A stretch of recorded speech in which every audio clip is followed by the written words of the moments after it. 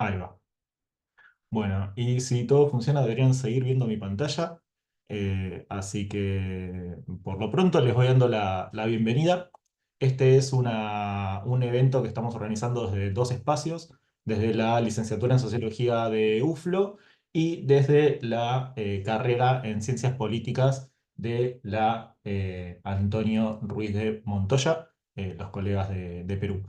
Somos dos carreras muy interesadas en lo computacional y en repensar un poco la actualidad de las ciencias sociales desde varios planos. Hoy vamos a hablar acerca de ciencias sociales computacionales desde un punto de vista amplio, o sea, voy a intentar argumentar por una definición de las ciencias sociales computacionales bastante amplio. Uy. Y la semana que viene le toca a los colegas de la UARM que van a estar hablando acerca de métodos y de la relación con teoría en ciencia política computacional.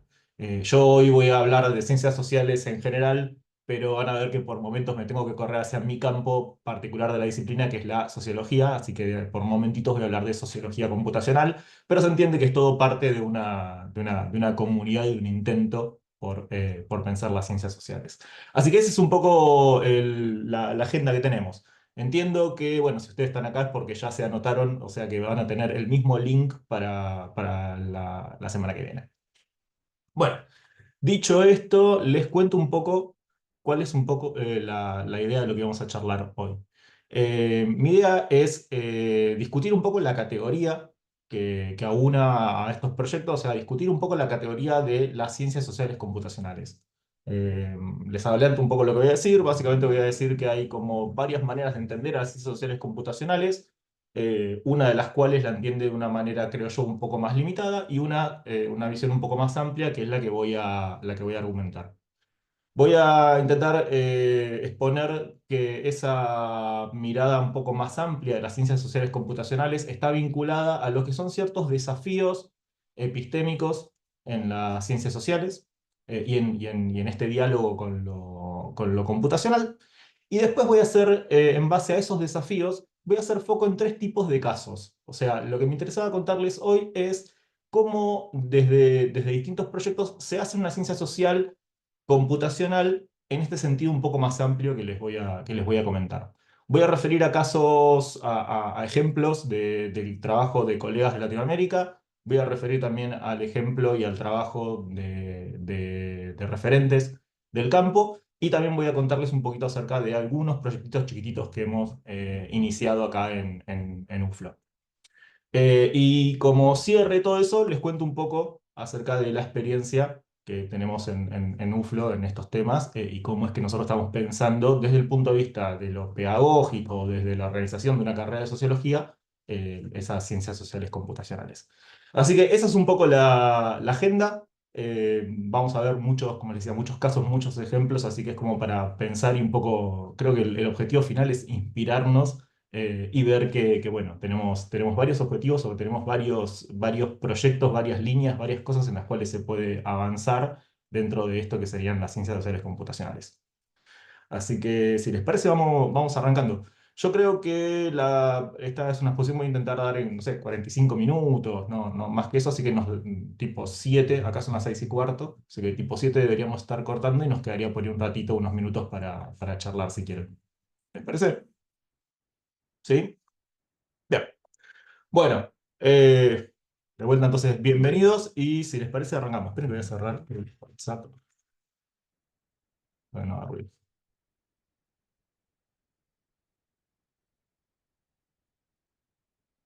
Ahí está, bien. Bueno,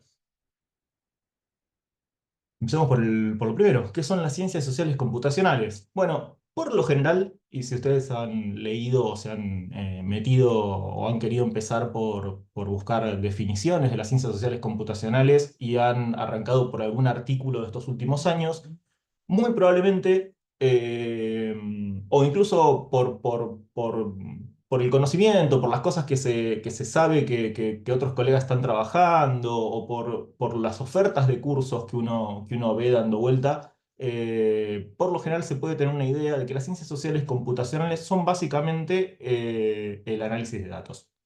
Es decir, es la incorporación de técnicas de análisis de datos generalmente a través de algún lenguaje propio de análisis de datos, como puede ser R o Python. Python no es un lenguaje propio de análisis de datos, pero que se usa muchísimo para ese sentido. Entonces, una primera idea así de lo que es lo que podrían ser las ciencias sociales computacionales tiene que ver con eso, con la incorporación de técnicas de análisis de datos. Otra definición un poco más común que uno lo puede encontrar en los artículos que hablan acerca de ciencias sociales computacionales es la idea de que, de que es básicamente el análisis de los grandes big data sociales, digamos. Es decir, los grandes cuerpos de datos, los grandes bases de datos, las grandes nuevas fuentes de datos, generalmente vinculadas con redes sociales, con registros digitales de nuestra vida online u offline, o sea, como trazos digitales, y que por lo general se suele creer que entonces las ciencias sociales computacionales tienen que ver con ir a hacer alguna especie de investigación en esas grandes bases de datos. Eso también es una definición dentro de todo bastante común. Hay mucho trabajo referente, trabajo citado, que da cuenta de eso, donde por ahí el foco está puesto en la novedad de los nuevos métodos, las nuevas fuentes sobre todo, y qué tipo de preguntas nos podemos hacer a partir de esa disponibilidad. Y una tercera mirada todavía un poquito más amplia que estas tres es la idea de que las ciencias sociales computacionales son básicamente el cruce entre la ciencia de datos, que en sí ya es un desarrollo disciplinario híbrido, es lo que generalmente se conoce como ciencia de datos en todos los países, suele ser el cruce entre la computación y la matemática. Eh, y en este caso, la mirada disciplinaria, o sea, las ciencias sociales, la mirada de las ciencias sociales, la sociología, la política. Yo creo que estas tres miradas, estas tres definiciones así medio intuitivas o de sentido común, podemos decir que podemos pensar en relación a las ciencias sociales computacionales, a mi entender, es una mirada limitada. No, te vas a decir que en ningún momento voy a argumentar porque nada de todo esto no sea una empresa súper importante. Me parece súper importante la analítica de datos, es importantísima, la posibilidad de trabajar o las posibilidades que se abren con el análisis del Big Data social también es enorme. El diálogo con la ciencia de datos es importantísimo. No voy a bajarle el precio a esas empresas, pero sí me interesa que pensemos una ciencia social computacional que no se limite solamente a estos esfuerzos. Así que, si me permiten, les doy lo que es mi definición, medio intuitiva, les digo la verdad, todavía es algo sobre lo que estamos trabajando, sobre qué son las ciencias sociales computacionales. Nosotros lo estamos tomando como si fuese un punto de encuentro entre las ciencias sociales y los desarrollos informáticos. Entendiendo que los desarrollos informáticos, de que estos dos puntos, tanto las ciencias sociales como los desarrollos informáticos, son dos programas, son dos proyectos, son dos esfuerzos colectivos que van variando en el tiempo. Entonces, los desarrollos informáticos no son los mismos en los 80, en los 90, en el 2000 y ahora, y decididamente tampoco son las ciencias sociales iguales ahora que las de la década del 80. Entonces, lo que nosotros creemos es que las ciencias sociales computacionales pueden ser entendidas como ese punto de encuentro y que ese punto de encuentro es un puesto de avanzada, si me permiten el lenguaje medio de guerra, pero es como una especie de puesto de avanzada en el cual se van a dar algunas reflexiones que son súper interesantes y que me parece que son de algún punto novedosas para las ciencias sociales. La analítica de datos, la incorporación de lenguajes de análisis de datos, el uso de grandes fuentes de datos sociales tipo Big Social Data y ese tipo de cuestiones, claramente tienen que ver con nuevos métodos, claramente facilitan nuevas fuentes, facilitan nuevos formatos, nuevas maneras de trabajo, pero cuando pensamos a esta definición un poco más amplia, también hay otras cuestiones que surgen que son súper interesantes, como por ejemplo, hay nuevos fenómenos junto con el desarrollo de lo tecnológico. La tecnología habilita nuevos fenómenos que deben ser estudiados por las ciencias sociales, que para entenderlas requieren que tengamos un saber de lo computacional, que podamos entender lo que está pasando por adentro, porque estos fenómenos además vienen asociados a nuevas cosmovisiones, es decir, nuevas maneras de pensarnos a nosotros mismos, de pensarnos como sociedad, de pensarnos como individuos, y entonces para poder un poco mediar entre lo que la tecnología está habilitando y lo que se nos dice de la tecnología, es importante tener un conocimiento, es importante tener una mirada crítica, pero también un conocimiento un poco de adentro. Si no, uno lee algunos autores y se puede, como decimos nosotros, comer una curva. No sé si es una expresión usada fuera de Argentina, pero significa que te podés comer el verso de que una cierta tecnología permite ciertas cosas que cuando uno las conoce un poco por adentro sabe que, bueno, no, ahí puede haber un límite técnico, ahí puede haber un límite en cuanto a cómo se ha desarrollado y cómo se ha habilitado esa tecnología. Entonces, para nosotros las ciencias sociales computacionales también permiten esto, permiten ese punto donde podemos encontrarnos con ciertos nuevos fenómenos y con nuevas cosmovisiones. Y frente a ese desafío, lo que encontramos son nuevos problemas epistemológicos. Es decir, que a lo largo del desarrollo tanto de las ciencias sociales como de los desarrollos informáticos, lo que va variando también es una discusión acerca de qué queremos hacer con el conocimiento, o para qué queremos el conocimiento, o qué tipo de conocimiento es el que queremos. Y esto muchas veces viene de la mano en lo que uno podría decir que es una especie de cambio en la división del trabajo o en la división de la producción social del conocimiento. A lo largo que se han dado estos desarrollos también han empezado a surgir nuevos roles, nuevas figuras. Aparece algo llamado, por ejemplo, el científico de datos, que es como una cosa nueva, que es como una especie de práctica de datos, pero por afuera de la academia, por afuera de las disciplinas. Uno podría decir que los sociólogos ya éramos científicos de datos, bueno, los biólogos también, digo, todos somos científicos de datos de alguna manera, pero aparece la ciencia de datos como algo en sí, alejada de una mirada disciplinar. Entonces, también esto implica que hay una división del trabajo, o por lo menos cambios en esa división del trabajo. Y además, obviamente, empiezan a aparecer nuevas demandas sociales. Lo que la sociedad se preguntaba frente al problema del Big Data, se imaginarán, no es igual que lo que se pregunta hoy frente, por ejemplo, a las inteligencias artificiales. Así que yo creo que las ciencias sociales computacionales son un espacio, un punto en el cual todos estos desafíos aparecen juntos. Antes de avanzar, quería hacer como un pequeño, muy recorrido cortito, muy por arriba, sobre cómo esos desafíos, algunos de estos desafíos que mencionaba recién, fueron cambiando a través de la historia de la relación entre las ciencias sociales y los desarrollos informáticos. ¿Por qué? Porque me parece que con esta definición más amplia de las ciencias sociales computacionales, cuando nosotros nos ponemos a pensar esta relación entre las ciencias sociales y los desarrollos informáticos para atrás, entonces tenemos una larga historia, tenemos una larga experiencia de la cual hay un montón de cosas que podemos aprender, y yo creo que eso también está bueno porque le saca un poco el precio a la novedad. Entonces ya es algo sobre lo cual no cualquier idea o cualquier premisa que circule o reclamo que circule ahí en la comunicación vale. Acá ya hay un campo que tiene años de experiencia y que sabe un poco cómo lidiar con la novedad.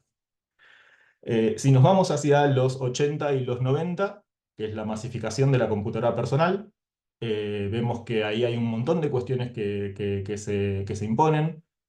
Sobre todo en los 70, 80 y 90 se empieza a aparecer el uso de modelos para poder de alguna manera, sobre todo, modelar lo que son las dinámicas locales y los fenómenos emergentes. Que hay mucho trabajo que se hace, por ejemplo, desde afuera de las ciencias sociales, como por ejemplo desde la física, o modelos que vienen incluso de la matemática, que se empiezan de alguna manera a aplicar, a ser usados, a ver si tiene sentido utilizarlos para explicar fenómenos de la sociología o de las ciencias sociales. Entonces, todo eso era parte un poco de la discusión de los 80 y 90 dentro de lo que serían las ciencias sociales computacionales de ese momento. Es el problema de ver si podemos o no podemos aplicar o si tiene sentido proponer un modelado teórico, un modelado en matemático, la técnica de la simulación, por ejemplo. Y este diálogo entre sociólogos, físicos, matemáticos que se da en estas décadas viene también de la mano de empezar a reflexionar y empezar a preguntarnos acerca de cómo hacer una verdadera práctica interdisciplinaria.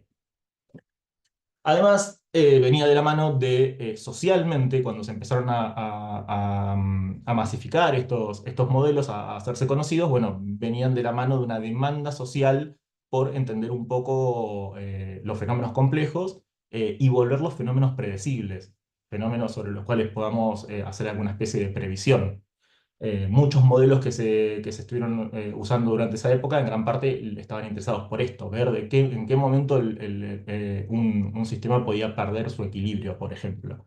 Entonces, ahí tiene que ver también un poco con cuáles son las demandas que desde afuera de la ciencia se le hacen a la ciencia y a las ciencias sociales computacionales. En los 90, entre los 90 y el 2000, le confieso que de toda esta historia que les voy a contar es la parte que la tengo menos clara. Es la parte en la que surge Internet como fenómeno novedoso, Internet, y se masifica también lo digital. Ahí aparece una cosmovisión nueva, que es la cosmovisión, se masifica la cosmovisión de la red, como una especie de arquitectura de lo social. Aparecen y se empiezan a masificar los análisis de redes. Aparece también un poco la discusión acerca de los métodos híbridos y del estatus de lo digital, el estatus de lo virtual y cuál es la relación entre lo virtual y lo real. Entonces, las discusiones un poco mutan hacia ese lado. Y también empieza a verse o empieza a hacerse un poco más claro que hay un montón de espacios que están generando sus propios datos, incluso para fuera de la academia y del Estado, que durante mucho tiempo parecían ser como los que, no vamos a decir que tenían el monopolio de generar los datos, pero un poco por ahí eran las principales instituciones en la producción de datos. 2010-2020 es un poco el clima intelectual en el que estamos. Ahora me voy a referir al periodo que sigue, pero creo que este es un poco el clima intelectual que marca hoy por hoy los desafíos de las ciencias sociales computacionales, que es el periodo del Big Data. El Big Data, ustedes saben, es un fenómeno que lo empezamos a conocer socialmente cerca del 2012. Antes de eso, prácticamente no, la etiqueta ni se usaba. De hecho, creo que fue de alguna manera acuñada hacia el 2012-2010 desde el mundo de la tecnología, y desde ahí se masificó a otras áreas. Y es interesante porque el Big Data entró en una especie de declive, una especie de ocaso, hacia el 2018 con el escándalo de Cambridge Analytica. Entonces, muchas cosas que nosotros las entendíamos como Big Data, después de Cambridge Analytica simplemente ya no eran más Big Data. Es como que mutaron la etiqueta, y muchas empresas que vendían servicios de Big Data pasan a vender servicios de inteligencia artificial. Entonces, también me parece es muy interesante que aprender en todo esto, que es que las tecnologías también son etiquetas que le damos a ciertos servicios, a ciertas técnicas, a ciertas prácticas, y que van mutando en el tiempo. Pero bueno, me parece un poco que el clima intelectual en el que estamos parados hoy por hoy es el clima intelectual que se generó durante este periodo, el periodo del Big Data, el periodo en el que los datos se constituyeron de alguna manera como el nuevo petróleo de la economía, el fundamento de muchas prácticas del conocimiento, y a partir de lo cual se dieron nuevos desarrollos tecnológicos, como por ejemplo el machine learning, el aprendizaje automático, incluso el deep learning, o apareció esta otra cultura del modelado. Antes habíamos hablado del modelado matemático, del teórico, es la idea de que uno puede pensar la teoría desde una formulación abstracta, y ahora que los datos abundan, en teoría, o por lo menos eso es lo que nos dice la prédica del Big Data, ahora que los datos abundan, bueno, ahora podríamos ser capaces de modelar estos fenómenos desde los datos y no necesariamente desde las teorías, desde los modelos. O sea que los modelos serían un emergente de los datos. Eso es por lo menos lo que nos dice esta nueva cultura del modelado, que se asocia al momento del Big Data, que viene de la mano de esta prédica de que de golpe hay dato para todo, que es recontracuestionable, obviamente. ¿Cuál es el desafío que se ponen las ciencias sociales críticas, las ciencias sociales computacionales y las ciencias sociales críticas de los datos en ese momento? Es discutir el dataísmo. Y remarco esta palabra porque de vuelta creo que hoy por hoy los grandes desafíos de las ciencias sociales computacionales vienen de la mano de seguir discutiendo este núcleo de creencias, este discurso, que es el discurso dataísta, podríamos así llamarlo, que es un discurso sobre el que ahora vamos a volver, pero que es un discurso que básicamente pone al análisis de los datos como el primer o el principal objetivo de la empresa del conocimiento. Vamos a volver sobre esto. Sí quisiera remarcar esto, de que por lo menos en este argumento que voy a desarrollar, creo que los desafíos de las ciencias sociales computacionales están mayormente marcados por esta idea, por esta ideología, por esta manera de pensar los datos, que es el dataísmo, sobre el que ahora vamos a volver. Antes que eso les digo, bueno, obviamente que esta también ha sido un periodo en el cual aparecen un montón de preocupaciones, especialmente las preocupaciones que tienen que ver con los algoritmos sociales y las preocupaciones que tienen que ver con, bueno, che, ¿quién y cómo está generando datos en la sociedad? Esos datos son privados, esos datos son públicos, esos datos son transparentes, entonces ahí se da un montón de discusiones. Bueno, esto con respecto al Big Data. Hoy por hoy creo que estamos en, obviamente, un nuevo periodo, un nuevo episodio de toda esta historia. Ahora, siento que es un episodio que hoy por hoy todavía nos tiene a todos perplejos. Así que si me preguntan cuál es la discusión de las ciencias sociales computacionales frente a la inteligencia artificial, les debo decir que no lo sé. No creo que las ciencias sociales computacionales tenga del todo claro todavía qué hacer con la inteligencia artificial. Siento que la inteligencia artificial es un fenómeno muy nuevo, muy novedoso y sobre el que todavía estamos discutiendo cuál es la verdadera discusión epistemológica. Piensen que frente a la inteligencia artificial, por ejemplo, aparece toda la discusión acerca del poshumanismo. Estamos en una sociedad en la cual ya lo social, la posibilidad de comunicar, la posibilidad de vincularnos, la capacidad de agencia, ¿es solamente de los humanos? ¿O ahora estamos en una sociedad en la cual muchos algoritmos, muchos sistemas son capaces de tomar decisiones con los que podemos vincularnos? Podemos ser amigos, podemos establecer relaciones con ellos. Entonces, digo, estamos en una sociedad que para, por lo menos muchos autores nos preguntan si es que es una sociedad poshumanista. Y eso también tiene que ver con una nueva cosmovisión, una nueva manera de mirar la sociedad, donde ya el centro, o por lo menos el control total, no está en manos de los humanos y de nuestros valores, como la racionalidad o la idea de que de alguna manera nos podemos poner todos juntos en algún proyecto colaborativo, racional o como sea que lo quieran agarrar.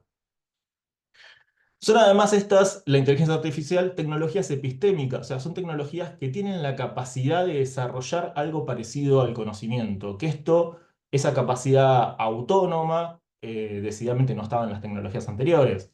El Big Data podrá ser un conjunto de técnicas y de cosas, pero nadie pretendía que el Big Data, nadie se hacía la pregunta de si el Big Data, por ejemplo, iba a terminar siendo Terminator. Si es que iba a lograr la autoconciencia, como sea que lo quieran agarrar. Ahora, claramente con la inteligencia artificial sí nos hacemos esa pregunta, más allá de que sea verdad o no. Probablemente no pase nunca, pero bueno, la pregunta nos la planteamos. Entonces son tecnologías epistémicas, son tecnologías que tienen una novedad, una capacidad epistémica distinta. Y los problemas sociales que estamos discutiendo en torno a la inteligencia artificial son de alguna manera todavía heredados del dataísmo o de estos desafíos epistémicos que nos planteaban el Big Data. De hecho, si uno se pone a ver quiénes son los principales referentes que discuten la ética de la inteligencia artificial, muchos de ellos siguen discutiendo los sesgos de los datos. Cosas de que un algoritmo refuerza, no sé, alguna inequidad, alguna injusticia, porque tiene que ver con los datos con los que ha sido entrenado, o el cierto contexto de uso. Bueno, algo de esto le pasó hace poquito a Grok, entiendo, que se volvió fascista y fanático de Elon Musk. Entonces, siento que todas esas discusiones ya estaban presentes en las discusiones que se habían iniciado con el Big Data. Entonces, por eso es que no me queda claro si es que hoy, con esta altura de este desarrollo de las ciencias sociales computacionales, la inteligencia artificial ya nos ha dado desafíos nuevos. Siento que la discusión todavía está un poco atada a esas cuestiones de los datos. Y después, obviamente, existe todavía un nivel de demanda más de la sociedad que se pregunta constantemente si es que nos van a reemplazar y qué es lo que vamos a hacer con eso. Entonces, hay un montón de cuestiones en las cuales las ciencias sociales computacionales tienen bastante que decir. Así que siento que eso es un poco el panorama, la historia de las ciencias sociales computacionales, por lo menos desde los 70, 80 u 80, podemos ir todavía más para atrás, pero arranquemos del 80, hasta ahora, con un poco con una mirada acerca de sus debates, sus problemas, que como les decía, no exceden bastante a esta cuestión pura y exclusivamente del análisis de los datos. Eh, bueno, les decía, el clima intelectual en el que aparece el Big Data es básicamente un cierto discurso, un discurso difuso, ¿no? No es que el discurso haya tenido un campeón que viene y dice yo vengo a hablar en nombre de estas cuestiones epistemológicas del Big Data, sino que es más como una especie como de idea que está ahí flotando y las ideas que flotaban en torno a este dataísmo, a esta creencia en los datos del Big Data, decían cosas como que el objetivo del Big Data era generar valor a partir de los datos. O sea que los datos ya no solamente pasaban a jugar un lugar epistémico, sino que los datos se convertían de alguna manera en una fuente de valor, que es un paso previo a que las cosas se vuelvan importantes por sí mismas, o sea, el dato por el dato. Escuchamos en ese entonces provocaciones, son frases que se sabe que no son verdades, pero están ahí para molestar, para llamar la atención, como por ejemplo el fin de la teoría. El fin de la teoría era un artículo que divulgó un divulgador norteamericano, editor de una revista, que pegó un montón, que decía cosas como que, dado que Google, para pegarla con sus publicidades, no recurrió a una teoría psicológica acerca de cómo se comportan, ahí está, acerca de cómo se comportaban las personas, sino que lo único que hizo fue analizó las correlaciones entre los clics. Entonces dijo, bueno, listo, chau, ¿para qué queremos psicología? ¿Para qué queremos sociología? ¿Para qué queremos explicaciones? ¿Para qué queremos teorías? Si tenemos las grandes bases de datos, podemos hacer análisis correlacional y listo. Fin de la teoría. Eso es lo que decía este artículo. Además está a decir que le llovieron respuesta crítica, nadie en las ciencias sociales, nadie serio en las ciencias sociales se tomó eso como un diagnóstico realmente importante, se lo tomó como lo que fue, una provocación. Pero bueno, ahora venía el momento de justificar el por qué la teoría sigue teniendo sentido en esta época, el por qué solamente con los datos no podemos generar conocimiento, o cuáles son los límites que tiene el conocimiento que generamos solamente desde los datos, etcétera, etcétera, etcétera. También venía de la mano de la idea de que el Big Data pasaba a ser el único dato que valía la pena, lo cual también es una locura. De un día para el otro, si vos tenías una base con 300 respuestas, tu base no te decía nada, tenías que tener millones y millones. Lo cual también, de vuelta, es de alguna manera como querer imponer un criterio que no es el nuestro, ¿no? Nosotros, por lo menos de las ciencias sociales, no, con 300 casos tomaste una encuesta y es normal y es típico y es parte de nuestra manera de hacer investigación con métodos muestrales, etcétera, etcétera, etcétera. Entonces, también este es un reclamo de esta gente que habla en nombre del Big Data y que hace estas provocaciones, pero que no sé si nosotros desde las ciencias sociales lo hemos recogido. Hay obviamente confianza en nuevos actores, como les decía, surgen los científicos de datos. Muchas de estos desarrollos venían de la mano de la idea de que se iba de alguna manera a poder conseguir un conocimiento más objetivo, porque se eliminaba el elemento humano, supuestamente, y que se podía llegar a generar algún conocimiento global, universal, que de alguna manera trascendiera los dominios disciplinarios. Es decir, que si vos hacías ciencia de datos, podías llegar a decir cosas que sean socialmente relevantes, a pesar de que vos no tenías una pregunta social o un prisma social para analizar esos datos.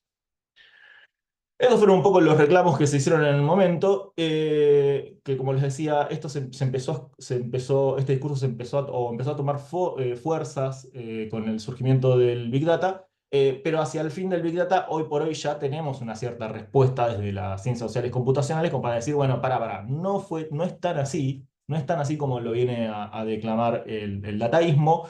Hoy por hoy sabemos que queremos una ciencia social que no sea ni positivista ni dataísta, y es básicamente una ciencia social que tenga reflexión, que tenga su propia epistemología, que tenga su propio vuelo teórico.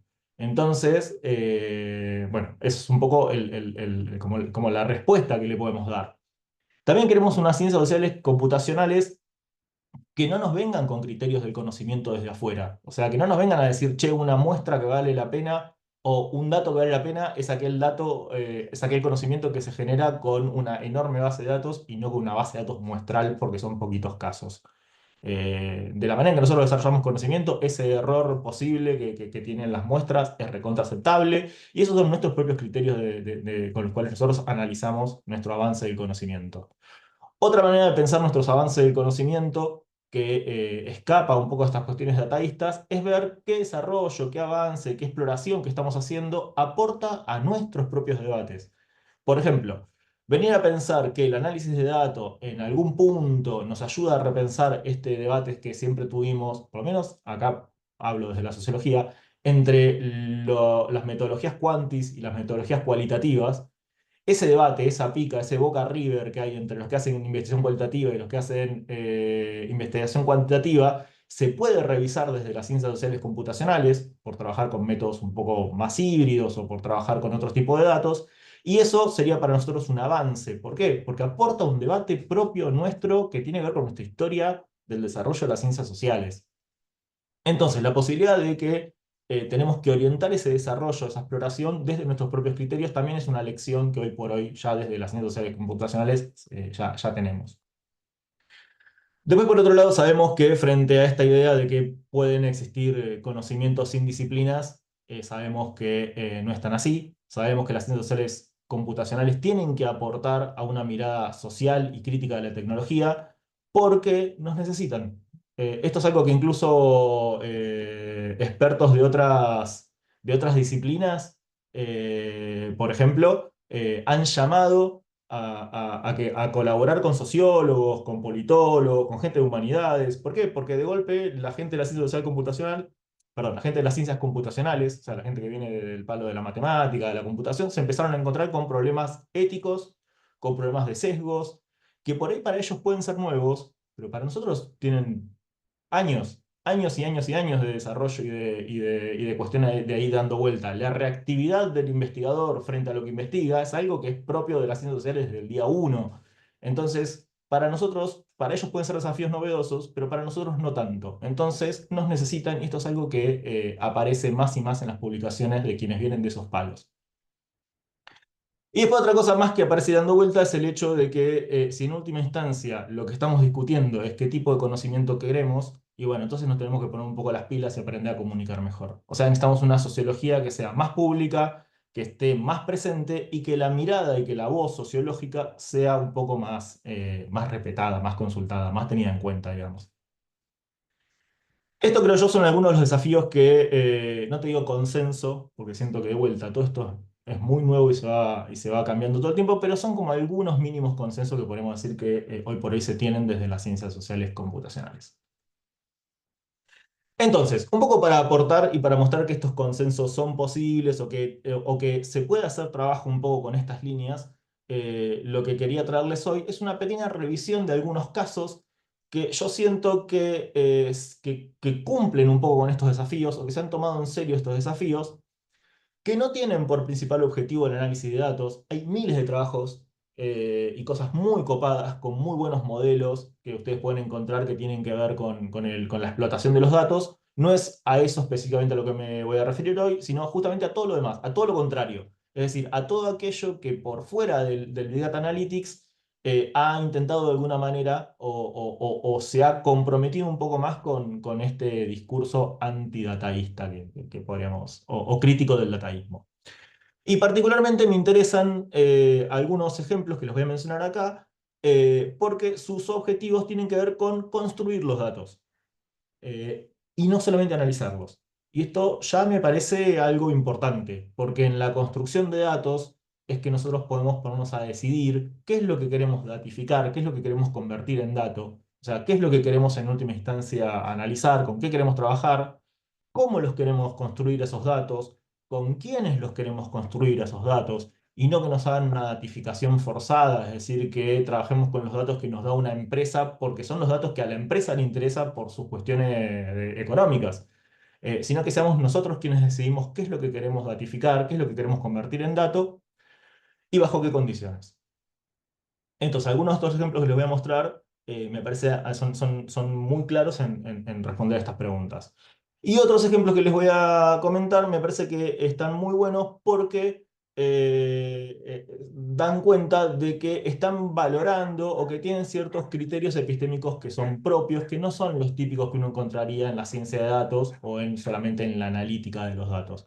Como por ejemplo la necesidad de armar entornos donde se pueda hacer una colaboración, donde lo que prevalezca es la transparencia y también de esto, en relación a esto que les decía antes, que aporten a nuestros propios debates de las ciencias sociales. Así que, si les parece, les cuento un poco algunos de estos casos. Los separé en tres grupos, como es medio artificial, igual la clasificación es medio difícil establecer acá cortes nítidos entre estos proyectos, pero bueno, como para remarcar un poco qué es lo que están haciendo, los puse así como en grupitos. El primer grupito de ejemplos son aquellos que refieren a herramientas para construir datos. Y acá, después si quieren les puedo enviar la presentación donde ustedes tienen los links, las referencias y los links a los proyectos. Muchos de estos proyectos aparte tienen sus propias páginas porque de vuelta está este compromiso por comunicar lo que hacemos.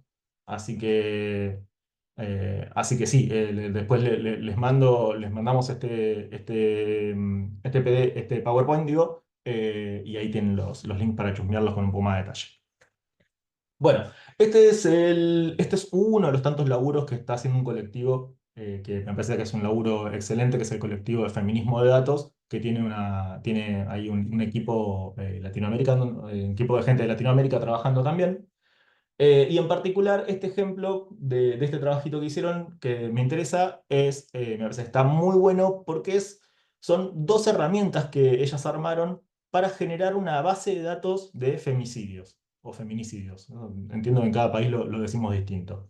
Particularmente lo que ellos generaron acá, que cuentan en este trabajo, son dos herramientas. Por un lado, armaron un sistema de alertas de emails que básicamente les permite monitorear algunas fuentes de noticias, como para poder de alguna manera anotar y registrar casos de femicidio, como para poder visibilizarlos. Y lo otro que hicieron fue un plugin para que cuando ellos estén navegando las noticias, poder anotar esa noticia y poder poner cosas como, por ejemplo, los nombres, los lugares, como para poder también deduplicar noticias. O sea, este es un esfuerzo de herramientas que no están pensadas ya desde el vamos en el análisis, sino que están pensadas en poder generar una base de datos que de alguna manera visibilice el fenómeno. Así que este me parece en ese sentido un muy buen desarrollo. Les cuento un caso propio. Este dibujito que van a ver acá, esta interfaz que están viendo acá, es de una especie de, por así decirlo, de Atlas T que desarrollamos nosotros. O sea, Atlas T es un software de codificación cualitativa. Cuando ustedes trabajan con entrevistas o con un corpus de noticias, por ejemplo, por lo general lo que se suele hacer en ese análisis cualitativo es anotar, seleccionar ciertos fragmentos, asignarles códigos que les empiezan a imputar una especie de interpretación, y con eso es que uno va estructurando una interpretación de las entrevistas, de lo que está leyendo, etcétera. Y nosotros dijimos, bueno, a ver si podemos entender y registrar esa lógica en un formato que sea de alguna manera legible para una persona. Entonces armamos una especie de atlastia, una especie de software que nos permite hacer esto, que nos permite agarrar un documento, seleccionar un fragmento, convertir ese fragmento en una cita y asignarle códigos, asignarle comentarios y hacer lo mismo a nivel documento también, porque digo, a veces hay casos donde uno quiere como catalogar una colección de documentos, como por ejemplo para hacer una especie de machine learning o algo por el estilo. Entonces, ¿qué es lo que hicimos? Armamos esta herramienta que es básicamente un JSON, perdón, este es una pequeña aplicación JavaScript que corre en cualquier navegador, que uno puede agarrar, puede marcar, puede hacer este tipo de cosas. Y lo interesante de esto es que guarda esa codificación en un formato JSON que es abierto, que es accesible, que es fácil de leer, que es claro en lo que dice. Entonces, básicamente lo que armamos es la interfaz de usuario para codificar. Armamos esa convención de datos, que esto es un poco en realidad el objetivo verdadero, todo lo demás es una excusa. Lo que queríamos ver es cómo podemos armar un registro de datos cualitativo que pueda ser estructurado. Así que un poco lo que estamos indagando es eso, es ver cómo podemos estructurar datos cualitativos y desestructurar datos cuantitativos. Ese es un poco el proyecto en el que estamos, como para poder aportar este debate entre lo cual y lo cuanti. Y la tercera cosita que armamos dentro en este proyecto es un paquete de R para manipular algunos de estos datos. Cosas que cuando uno anota documentos, que después puede agarrar ese JSON, levantarlo desde R y hacer con ello lo que sea que uno quiera armar. Así que este es otro caso particular. Este es otro caso propio. Esto también acá lo que hicimos fue básicamente, no sé si vieron Google Forms, que se usa mucho para tomar encuestas. Nosotros queríamos tomar encuestas usando una técnica de evocación de palabra, que es una técnica donde yo te digo una palabra y la persona responde las 3 4 palabras que se le venga a la cabeza.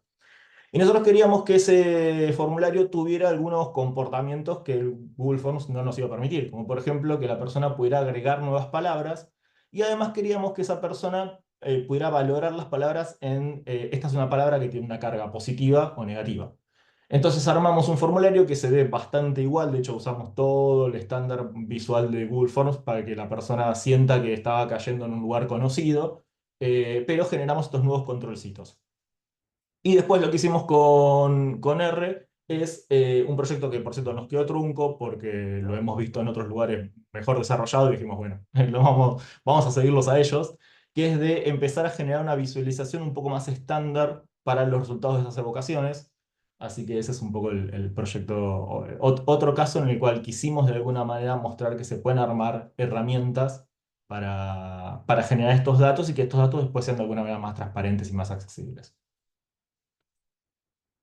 Bueno, ¿qué tienen en común estos tres proyectitos? Bueno, me parece que en primer lugar tienen en común que suponen que, o que pretenden que haya o que puedan desarrollarse una comunidad de investigadores y que esa comunidad de investigadores colabore, pero no necesariamente colabore en el armado de un artículo, sino que colabore en el armado de una herramienta de código abierto.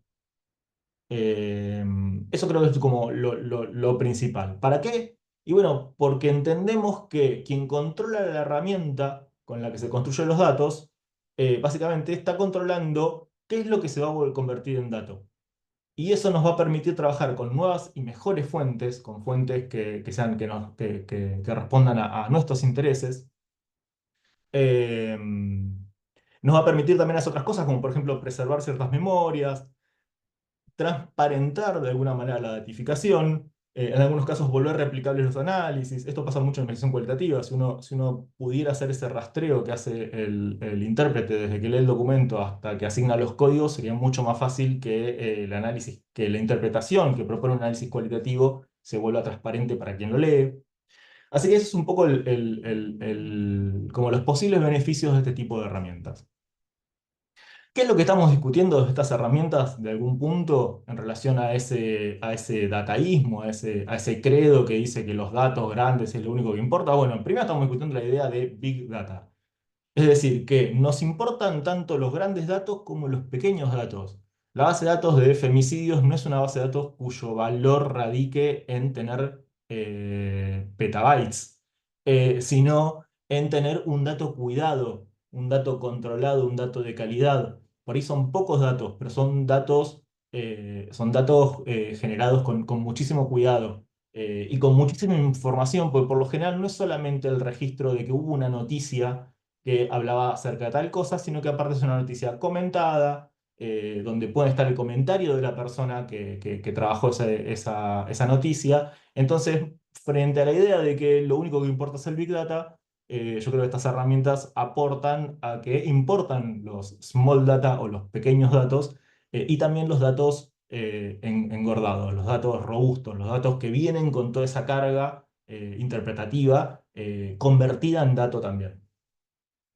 Bueno, ¿y para qué? Bueno, y acá hay un montón de discusiones en las cuales este tipo de exploraciones pueden aportar. Por ejemplo, podemos aportar a la discusión entre lo cual y lo quanti, que es como les comentaba algo en lo cual estamos trabajando. Podemos también discutir acerca de las diferencias entre las técnicas que trabajan con datos estructurados o las técnicas que trabajan con datos no estructurados, etcétera, etcétera, etcétera. Bueno, bueno, pasamos al segundo tipo eh, de desarrollos. Me tomo un mate.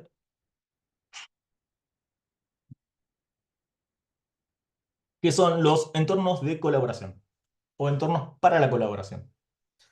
Que son básicamente, como les decía, no es medio ficticia la separación entre este grupo de herramientas y el grupo de herramientas anteriores, pero ténganme un poco de paciencia, a ver si podemos, ¿cómo es?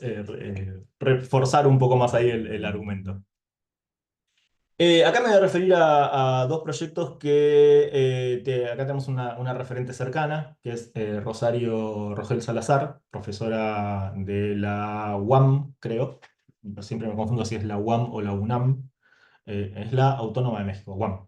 Que junto con otros colegas han estado haciendo un par de proyectos que me parece que son súper interesantes y que tienen como principal espíritu la idea de armar entornos de colaboración para la datificación generalmente. Por ejemplo, uno de estos casos es el proyecto de huellas incómodas. El proyecto de huellas incómodas es un proyecto en el cual ellos documentaron, hicieron una especie de trabajo de contraarchivo, donde documentaron, o sea, querían de alguna manera preservar expresiones de protesta, que son expresiones por lo general efímeras. Una pintada, por lo general, no dura mucho. Por lo general, cuando uno hace una pintada de protesta, te la pintan encima en muy poquito tiempo. O un movimiento de protesta, una protesta, también suele ser algo que no suele ser visibilizado. Entonces, la idea de ellos era preservar un poco esas expresiones que son efímeras. Entonces dijeron, bueno, vamos a hacer un contraarchivo. Vamos a registrar todo ese tipo de cuestiones y armaron una base de datos de 450 registros del activismo feminista y con esa base armaron algo bastante copado, que es una página en la cual pusieron distintos widgets, distintos plugins, distintas pequeñas herramientas como para visualizar esos datos. Uno, por ejemplo, de ellos es un mapa de protestas y de pintadas, que está muy interesante. Otra cosa que hicieron fue varias líneas de tiempo de esas cuestiones. También armaron, por ejemplo, grandes bases compartidas y también herramientas en las cuales la gente, o sea, personas que no participaban del equipo, podían de alguna manera subir un registro, un incidente, entonces armaron una especie de crowdsourcing para este archivo. Este es como otra contraparte. Ellos una vez que vieron que esto estaba bueno, dijeron, che, bueno, vamos a escalar un poco el proyecto. Y lo que empezaron es a buscar otros sitios y otras expresiones de activismo regional. Y dijeron, bueno, vamos a hacer que esto, vamos a intentar preservarlo. Entonces fueron a archive.archive-it, que es una página, un sitio dedicado a preservar la memoria de Internet de alguna manera y lo que hicieron fue un archivado. Es decir, que armaron una gran colección y archivaron varios sitios vinculados a movimientos de protesta.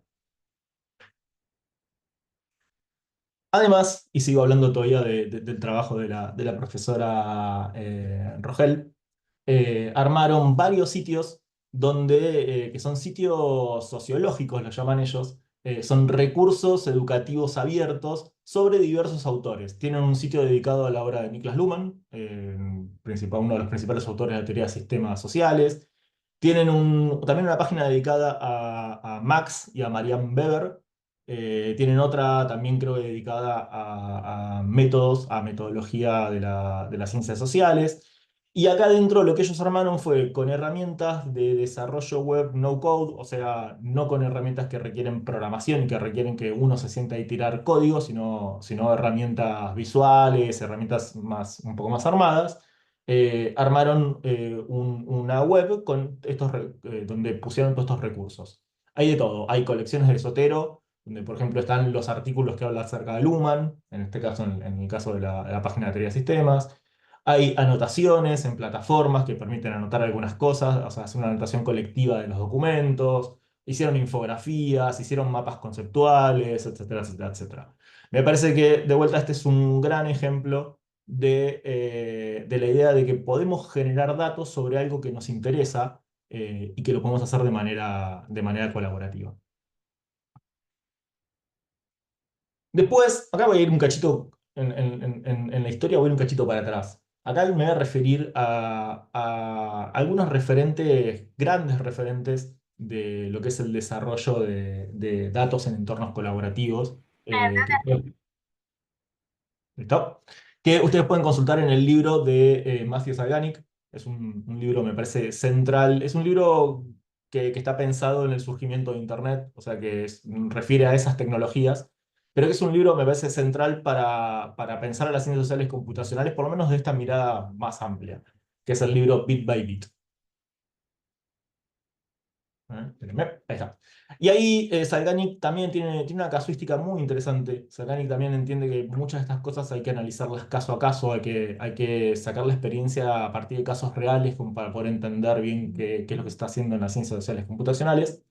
Y él cuenta dos grandes casos de entornos colaborativos de datos. Es decir, entornos en los cuales de alguna manera se brinda un servicio, se brinda información pero que a la vez quienes participan de estos entornos saben que están siendo parte de un experimento o que están siendo parte de un armado de datos o de una empresa científica de alguna manera compartida con gente, con usuarios de Internet. Uno de ellos es bueno, el caso ahí paradigmático es Galaxy Zoo. Galaxy Zoo es una especie de mega colección de fotos perdón, no sé nada de astrología, así que voy a decir probablemente algo muy incorrecto, pero vamos a suponer que lo que hace Galaxy Zoo es mostrarte fotos de galaxias. Entonces la gente podía ir y decir, ah, mira, qué interesante, esta galaxia tiene esta forma, tiene estas características, y de alguna manera armaron una especie de súper anotador de galaxias, de fotos de galaxias. Esto obviamente es pre-machine learning, se imaginarán. Otro desarrollo muy interesante que documenta Salganic es el caso de MovieLens. MovieLens era una base de recomendación de películas, donde en base a las películas que a vos te gustaban, te recomendaba futuras películas. Esto es pre-algoritmo de Netflix. Y lo interesante de MovieLens es que básicamente lo mismo que es el desarrollo de Salganic, que es algo parecido pero con música, que es el Music Lab. Quienes participan de estas plataformas lo están haciendo porque de esta manera consiguen una buena recomendación o en su efecto consiguen bajarse música, creo que en este caso sería copyleft, o sea, sin derechos de autor, eh, que es como un poco el sentido que tienen para los usuarios, o sea, el fin de los usuarios es ese, pero ellos saben que esta es una página que está desarrollada por una universidad y al interior de estas comunidades uno puede armar experimentos. Como por ejemplo ver cómo cierta información se esparce al interior del grupo, o ver si es que, por ejemplo, si es que escondemos cierta información, si es que suben o cambian los rankings. Entonces, básicamente lo que estos entornos permiten es la posibilidad de establecer experimentos, digo, porque si en el momento de construir los datos nosotros controlamos la interacción de quien nos va a dar ese dato, básicamente lo que estamos teniendo es la posibilidad de armar un experimento. Controlamos las condiciones iniciales, controlamos esos estímulos y controlamos los datos. Entonces, este tipo de cuestiones nos permitían poder armar experimentos digitales. O por lo menos eso es lo que la experiencia de Salganic permite. Cuento otro. Este es un proyecto en el cual estamos metidos. Eh, este es básicamente, quisimos juntar algunos datos, no algunos datos, queríamos como armar una especie de brainstorming colaborativo acerca de mitos y cosas que escuchamos sobre la inteligencia artificial. Como por ejemplo, que la inteligencia artificial, decía un influencer por acá, por un influencer argentino, decía que usaba a la inteligencia artificial para hacer terapia, o para desahogarse, o para tener charlas acerca de su estado emocional. Entonces, bueno, ese es, por ejemplo, una idea que nosotros, o sea, nosotros no, que nosotros propusimos a la gente que venga y que anote y que discuta, y armamos una especie de super brainstorming con un montón de mitos, que de hecho eran más de 50 mitos acerca de la inteligencia artificial, y de cosas que hemos escuchado acerca de la inteligencia artificial, que va a reemplazar a los psicólogos, que va a reemplazar a los maestros, que es una cosa que dijo un influencer argentino, Pergolini, dijo, bueno, ChatGPT va a reemplazar a los maestros, o podría reemplazar a los maestros, que es neutral, que podríamos usarla para reemplazar a la justicia, por ejemplo, que bueno, que la inteligencia artificial puede reemplazar al Estado. Bueno, todos esos son discursos que se pueden escuchar, entonces dijimos, bueno, vamos a intentar documentar esos discursos, vamos a invitar a que colegas de distintos espacios, de distintas disciplinas, de distintas trayectorias, vengan a contarnos un poco cuáles son esos discursos que están escuchando y vamos a discutirlos un poco entre todos. Entonces armamos ese brainstorming, armamos incluso algunas colaboraciones, o sea que cruzamos gente interesada en discutir las mismas ideas y los invitamos a que discutan ese mito, pero los invitamos con un template. Es decir, que nosotros les dimos a ellos como algún lineamiento para esa discusión.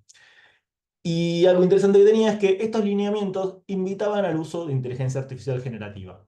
¿Por qué? Porque nos interesaba también promover una reflexión del uso de ChatGPT por parte de gente que venía de distintas disciplinas.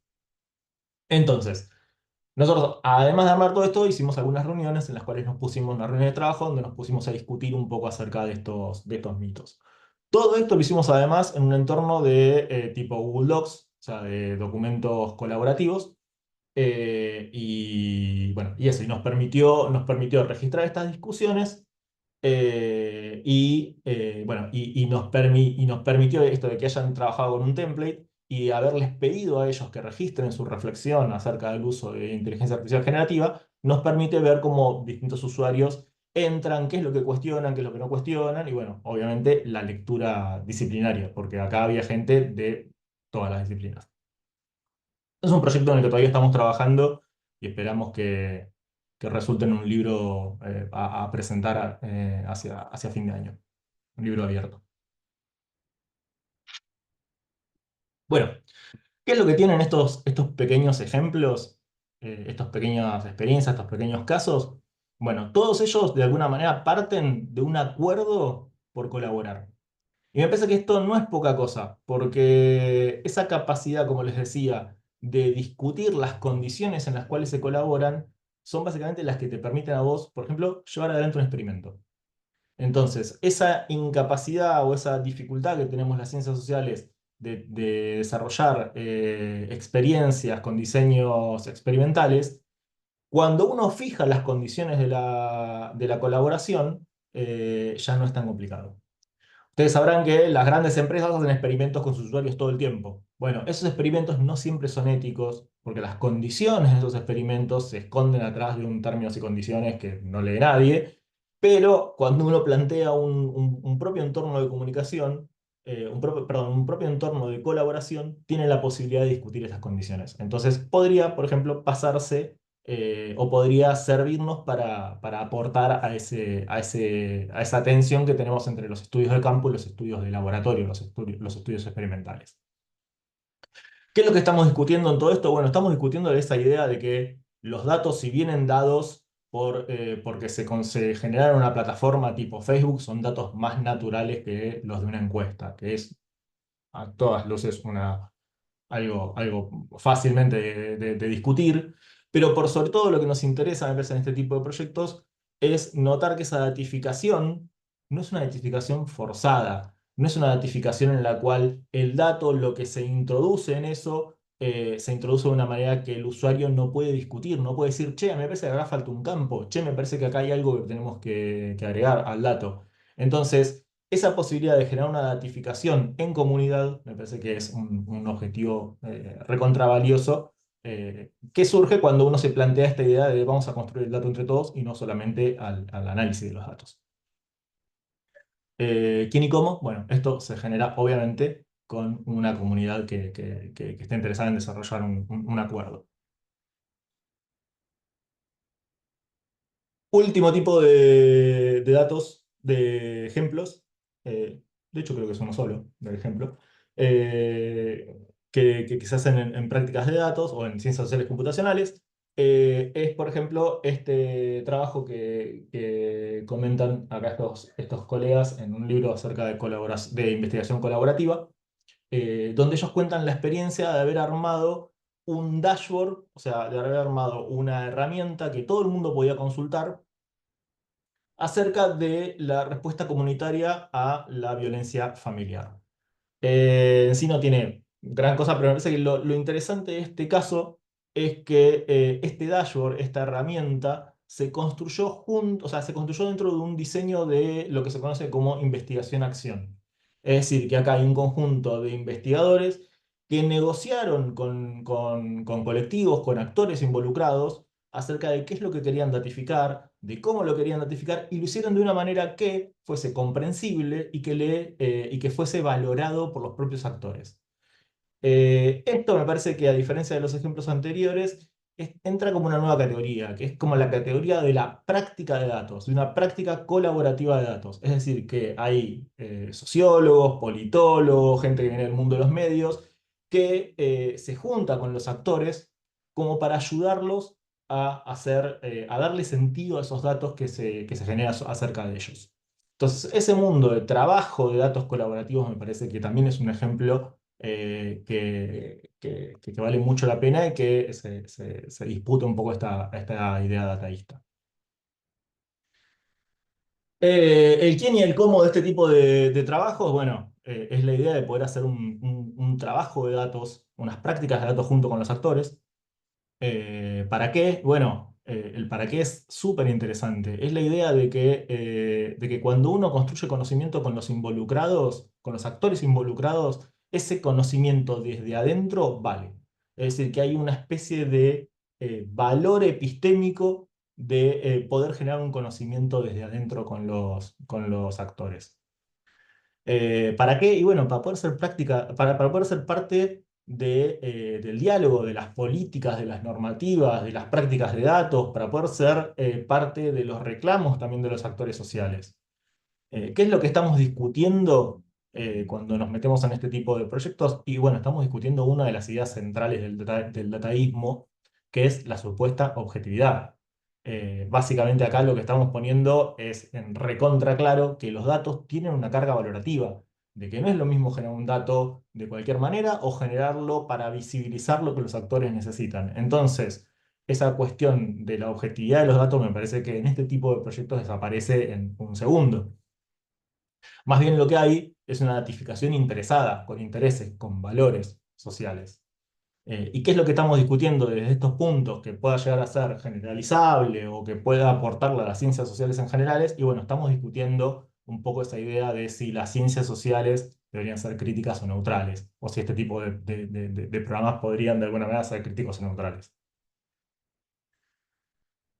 Así que, como para hacer un resumen de todos estos casos que acabamos de mencionar.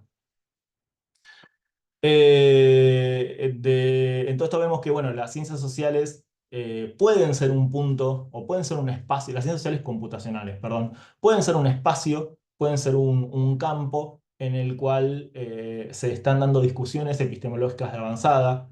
Si volvemos para atrás, vemos que estamos discutiendo objetividad, estamos discutiendo neutralidad de los datos, estamos discutiendo la relación entre lo virtual y lo real, estamos discutiendo qué tipo de datos vale la pena. Entonces, hay un montón de discusiones que son, del punto de vista epistemológico y filosófico, súper importantes y que me parece que el espacio para esa discusión son las ciencias sociales computacionales.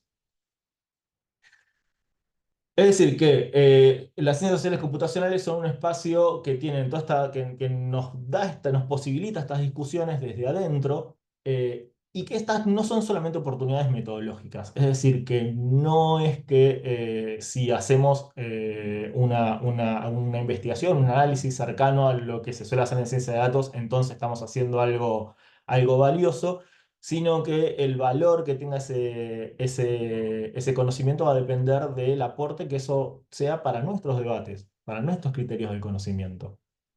¿Qué más es lo que esto nos posibilita? Y bueno, nos posibilita un poco más de transparencia, nos posibilita métodos más transparentes, nos posibilita fuentes acordadas. Todo eso me parece es importantísimo.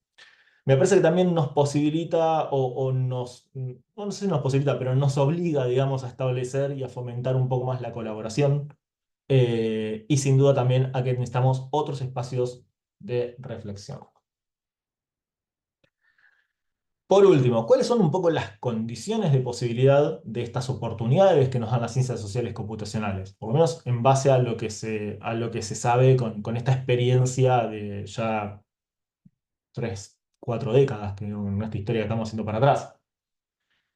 Sabemos que necesitamos una formación más amplia, que no solamente, hoy por hoy, no solamente incorpora análisis de datos, sino que también estamos otros conocimientos computacionales que son recontra importantes y que por lo general no los solemos vincular con las ciencias sociales, que tienen que ver, por ejemplo, con la programación, con el desarrollo de software, el armado de herramientas, por ejemplo, que no es algo que uno aprende desde el análisis de datos, la divulgación, la comunicación, incluso hasta el diseño. Sí, es muy interesante que, por ejemplo, hay un montón de gente trabajando en el cruce entre sociología y UX, y experiencia de usuario. Entonces, me parece que hay un conjunto ahí de conocimientos que por lo general no están tan valorados como el análisis de datos, pero hay un conjunto de saberes computacionales y de conocimientos computacionales que tienen un enorme valor. Creo que además, para que estas promesas, estos desafíos se puedan cumplir, necesitamos fomentar un poco nuestra capacidad de colaborar adentro y afuera de la academia. Acá, nosotros, acá en la Universidad de Flores, vemos algunos de estos conocimientos, pero bueno, siempre decimos, la idea de acá no es que vos sacás programando como un ingeniero, porque no vas a ser un ingeniero, pero sí que seas capaz de hablar con un ingeniero, porque entendés cómo se maneja un proyecto, porque sos capaz de leer código. Entonces, eso tiene que ver con la capacidad de colaborar. Sería como lo que en los 70 y 80 fue el surgimiento de la interdisciplina, hoy por hoy sería el surgimiento de una colaboración que no es solamente entre disciplinas académicas, sino también entre la academia y lo que está fuera de la academia. También sabemos que para que esto funcione necesitamos nuevos espacios, nuevas redes, necesitamos poder establecer vínculos y redes administrativos, burocráticos, que no queden solamente adentro de las universidades.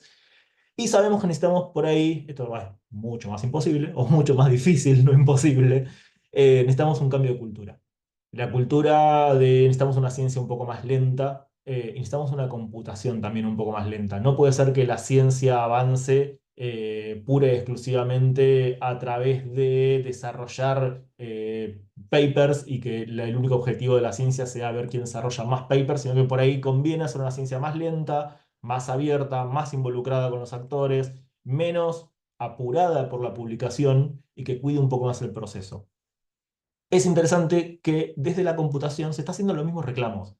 Desde la computación se suele decir, hay como una especie de eslogan, que de hecho creo que fue el eslogan de, no sé si era de Facebook o de Google, que es movete rápido aunque tengas que romper todo, o algo así, era la frase, no sé si alguien la recuerda, por ahí me la puede recordar. Pero es movete rompiendo todo, y bueno, un poco la idea de que hoy por hoy se escucha desde la ciencia de la computación es lo contrario, es no rompamos todo, no es necesario que rompamos todo para poder avanzar el estado de la computación, del conocimiento, y a eso lo llaman slow computing, que sería como un equivalente de este otro movimiento que es el slow science. ¿Y qué más? Bueno, otra condición importante es que empecemos a discutir también un poco qué es lo que esperamos del resultado como resultado, como producto de la empresa científica. Además del paper, ¿qué más? O sea, ¿por qué no también valorar el desarrollo de herramientas?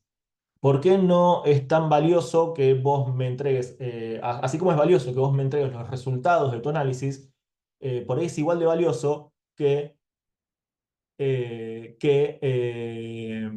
vos publiques la herramienta a través con la cual vos pudiste hacer esos análisis, porque de esa manera podemos replicarlos, porque de esa manera podemos hacer otro o extender tus resultados. Entonces, el desarrollo de herramientas como un objetivo académicamente valorado, igual que un paper, que por cierto viene de la mano de algo que ya sucede, que es que en muchos sistemas de evaluación académica, esto, perdón, por ahí es muy de nicho, es muy de la carrera del investigador, pero ustedes saben que a los investigadores por lo general se nos evalúa por nuestra producción de papers en ciertas revistas con ciertos rankings, etcétera, etcétera, etcétera. Pero se ha empezado a incorporar en muchos sistemas de evaluación académica que así como uno sube sus papers, suba sus datos, sus bases de datos. Entonces, de alguna manera empieza a surgir esta idea de que el dataset puede ser una moneda académica. Lo cual, por cierto, yo lo pongo acá entre preguntas porque me parece que también viene de la mano de una reflexión que nos tenemos que dar. Digo, si los datos van a ser el nuevo petróleo y los datos van a ser utilizados para que se entrenen inteligencias artificiales, para lo que sea, generalmente ganar plata, entonces ahí tenemos que preguntarnos si es que nosotros queremos hacer una ciencia que esté generando la materia prima que después las empresas van a usufructuar. Entonces, ahí yo tengo mis dudas acerca de si el dataset debería ser un producto del conocimiento o no. Pero no, me parece que son todas discusiones interesantes que tenemos que darnos.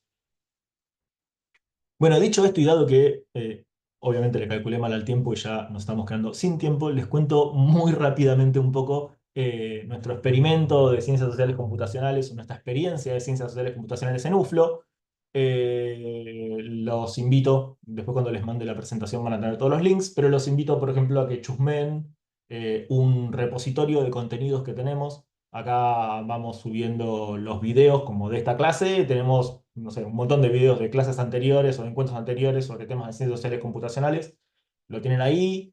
Tienen también las publicaciones que estamos haciendo, tienen algunos tutoriales, hay incluso algunos módulos abiertos de materias, o sea, módulos que son por ahí, no sé, exposiciones y lecturas y guías de lecturas que los pudimos abrir porque no involucraron estudiantes, entonces ahí van a encontrar módulos de materias, van a encontrar tutoriales de ciencias sociales computacionales, van a encontrar los materiales con los que trabajamos en algunas materias también.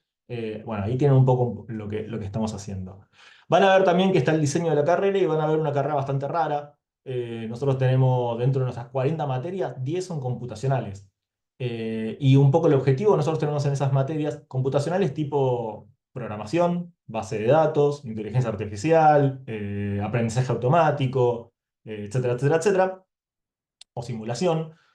Y en cada una de esas materias nosotros lo que hacemos es algo, es como una especie de mezcla entre el conocimiento computacional, es decir, la técnica, aprender a programar, aprender a hacer un análisis de datos, aprender esa cuestión técnica que es importante entenderla de adentro, pero también son espacios en los que intentamos empezar a hacer una sociología es decir, una sociología de lo que sería este mundo de los datos, una sociología de las bases de datos y de la datificación como proceso social, una sociología de la inteligencia artificial, que esa la tenemos bastante más desarrollada, una sociología de la web, de la internet como producto tecnológico. Entonces, esa es un poco la filosofía que tenemos en la materia. Les confieso que a veces nos ha resultado bien. La carrera es muy nueva, hace creo que sí, 4 años desde que está abierta. Y algunos de estos ensayos nos han salido bien, otros todavía lo estamos repensando y rehaciendo todos los cuatrimestres.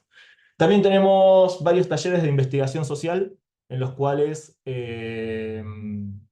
buscamos integrar conocimientos y tenemos otros espacios donde nosotros creemos que la colaboración interdisciplinaria es recontra importante y de a poquito también estamos empezando a hacer trabajos con casos reales o con asociaciones profesionales o con problemas que nos acercan desde la comunidad.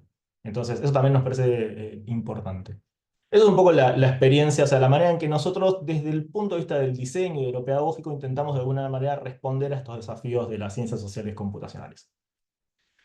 Y ya que estamos, los invito a chusmear nuestra primera revista que estamos sacando desde la carrera, que se llama la revista Desarrollos en Ciencias Sociales Computacionales, que es una revista que está recién empezando a armar su primer número, es de publicación continua, así que si bien el número cerrará a fin de año, estamos de a poquito subiendo los artículos que estamos evaluando, que estamos trabajando, y es una revista en la cual no solamente queremos publicar artículos, sino que queremos publicar herramientas. Es decir, estas pequeñas cositas que uno hace para investigar y que a veces, por lo general, uno ya las hace en un repositorio porque es código abierto, porque por ahí desarrolló algo, o incluso un análisis, o incluso la lectura de una base o una herramienta tipo interfaz contra una API que te permite de alguna manera estructurar los datos de acuerdo a lo que necesita algún campo disciplinar, algún programa de investigación. Entonces, esas pequeñas herramientas si las tenés publicado en un repositorio de código abierto, lo que nosotros queremos que vos publiques, o sea, nosotros lo que queremos es darte reconocimiento académico. Entonces, los invitamos a que nos manden un artículo que sea básicamente el README de ese repositorio. O sea, contanos qué es lo que querés hacer, cuál es la justificación y mandarnos al repositorio. Artículos de 2 hojitas en lo cual el foco no esté puesto en escribir artículos, sino que el foco esté puesto en contarnos por qué hiciste esa herramienta y por qué está ahí disponible. Y después el resto de las discusiones, bueno, las tendremos en el repositorio, que es un espacio de colaboración entre personas que se juntan en un proyecto. Entonces queremos de alguna manera empezar a hacer de los repositorios de código abierto espacios de colaboración. Por eso es que queremos darle un reconocimiento académico. Además, queremos visibilizar experiencias pedagógicas en ciencias sociales computacionales, porque también ese es todo un costado que no está del todo documentado, que es cómo es que se están empezando a dar estos primeros experimentos, digamos, de ciencias sociales computacionales a nivel pedagógico. Así que eso es algo que también queremos incorporar a esta revista. Así que los invito a que la chusmeen. Tiene, creo, sus primeros articulitos, pero vamos a estar subiendo ahora en estas semanas y obviamente a escribirnos y a enviarnos sus contribuciones. Saben que que en la comunidad latinoamericana de este tipo de cosas está un poco más desarrollada desde el punto de vista de las humanidades digitales, pero no tiene tantos espacios académicos con reconocimiento académico, o sea, con reconocimiento desde las propias ciencias, y esta revista intenta de alguna manera ser un pequeño espacio que apunte a ese objetivo. Así que creo que dicho esto, es un poco todas las experiencias que quería comentarles. Acá tienen mi mail, mi contacto. Nosotros les vamos a mandar la presentación, pero bueno, saben cualquier cosa, me pueden consultar por este lado. Espérenme que voy a dejar de grabar.